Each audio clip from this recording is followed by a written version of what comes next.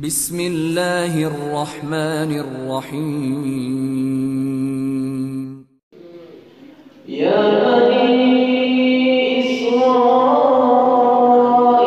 اذكروا نعمتي التي أنعمت عليكم وأوفوا بعهدي أوف بعهدكم وإياي فارهبون.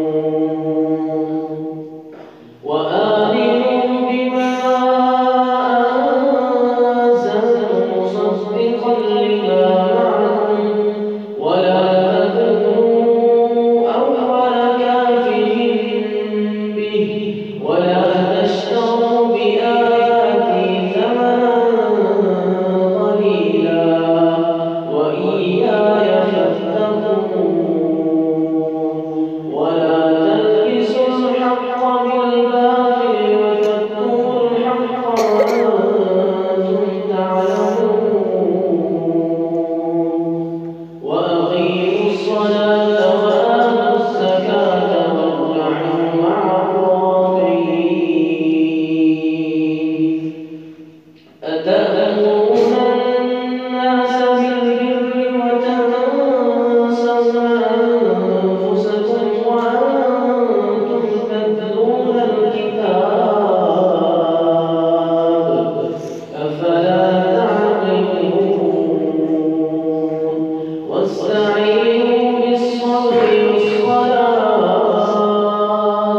وإنها لكبيرة إلا على الخاشعين الذين يظنون أنهم ملاقو ربهم وأنهم إليه راجعون. يا بني إسرائيل اذكروا نعمتي التي أنعمت عليكم وأني فضلتكم على العالمين. واتقوا يوما لا تجزي نفس عن نفس شيئا ولا يقبل منها شفاعة ولا يؤخذ منها عدل ولا هم ينصرون. وإذ نجيناكم من آل فرعون يسومونكم سوء العذاب يذبحون أبناءكم ويستحيون نساءكم وفي ذلكم بلاء من ربكم عظيم. وإذ فرقنا بكم البحر فأنجيناكم وأغرقنا آل فرعون وأنتم تنظرون.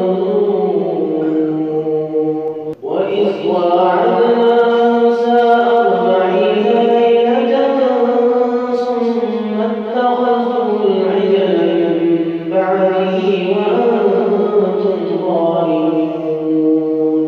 وإذ آتينا موسى الكتاب والفرقان لعلكم تهتدون. ثم عفونا عنكم من بعد ذلك لعلكم تشكرون. وإذ قال موسى لقومه يا قوم إنكم ظلمتم أنفسكم باتخاذكم العجل فتوبوا إلى بارئكم فتاب عليكم فاقتلوا أنفسكم ذلكم خير لكم عند بارئكم فتاب عليكم إنه هو التواب الرحيم. وإذ قلتم يا موسى لن نؤمن لك حتى نرى الله جهرة فأخذتكم الصاعقة